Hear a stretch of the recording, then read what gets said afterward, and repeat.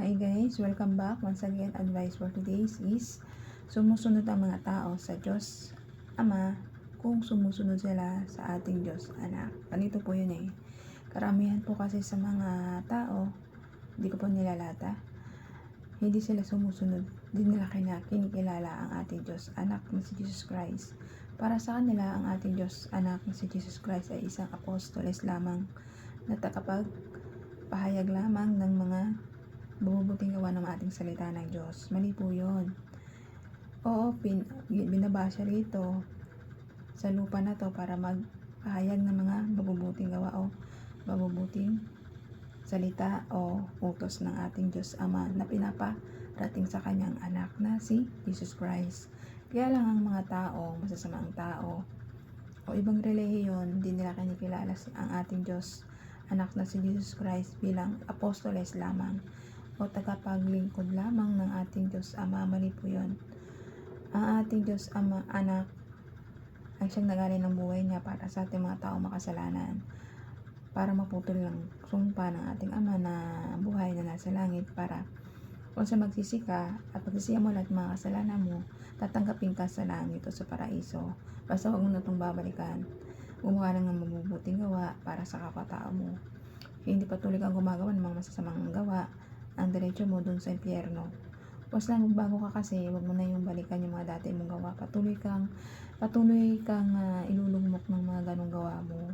Hindi ka magiging masaya, magiging malungkot ka pang habang buhay kapag patuloy kang gumagawa ng mga ganong gawa, mali. Panggagago sa kapwa mo, pananakit sa kapwa mo, pananalbahe mo sa kapwa mo. Mali po yun. Dapat po tayo mag-ibigan, magmahalan, magrespetuhan dito sa ibabaw ng lupa. Hindi po tayo maging sakim o makasarili o sarili lang iniisip. Hindi po yun. Inalay ng Diyos Anak ang kanyang buhay para sa atin, para magsisi tayo at magbago at talikuran mga kasalanan at huwag nang babalik sa mga makasalanang nagawa natin. Once na nagbago ka, huwag mo nang balikan yung mga mali mong gawa. Kapag kinikilala mo ang ating Diyos Ama at sumusunod ka sa mga utos niya, parang sinusunod mo na rin yung mga utos ng ating Diyos Anak. Once na meron kang Diyos Ama, sundin mo rin yung mga utos ng ating Diyos Anak. Kilalanin mo po siya. Ang ating Diyos Anak ay Diyos po siya. Anak po siya ng Diyos Ama natin na nasa langit. Kaya dapat ikaw, kilalanin mo na ang ating Diyos Anak ang siyang tagapagligtas natin. Siya ang ating daan para maligtas ang kaluluwa natin. Siya ang pintuan. Siya ang nagbubukas ng pintuan para sa ating mga taong makasalanan na para makapasok tayo sa paraiso. Siya lamang at wala nang iba.